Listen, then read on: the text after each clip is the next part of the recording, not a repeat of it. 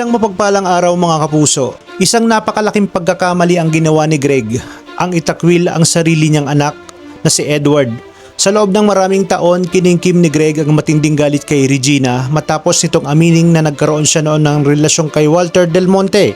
Dahil dito, isiniksik ni Greg sa kanyang isipan na hindi niya tunay na anak si Edward. Kahit ilang beses pa siyang pinakitaan ni Regina ng paternity test na nagpapatunay na dugot laman niya ang bata, ay nanatiling sarado ang isip nitong si Greg. Lumipas ang maraming taon, lumaki na sina Edward at Paulo na hindi alam ang totoong dahilan kung bakit malamig ang trato ni Greg kay Edward. Ngunit habang tumatagal, lalong lumalalim ang galit at hidwaan sa pagitan ng pamilya. Samantala, tuluyan ang isinakatuparan ni Aldrin ang kanyang paghihiganti laban sa mga Torrecampo. Isa pala siyang Del Monte, anak ni Walter.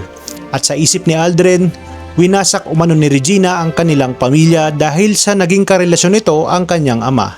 Dahil dito isinumpa niyang pababagsakin niya ang lahat ng meron ang Torrecampo. Pero iginiit ni Regina na matagal nang tapos ang relasyon nila ni Walter noon pa man. Hindi rin umano si Edward ang bunga ng pagtataksil, ngunit hindi iyon sapat para mapawi ang galit nitong si Walter. Habang lumalala ang gulo, nagsimulang mabuo sa isip ni Edward ang paulit-ulit na sinabi ni Greg noon na marami pa raw siyang hindi alam tungkol sa tunay niyang pagkatao. Dahil dito, diretsahang tinanong ni Edward ang kanyang ina, ngunit mariing itinanggi ni Regina ang lahat at sinabi nito na baka galit lamang si Greg kaya kung ano-ano ang nasasabi nito.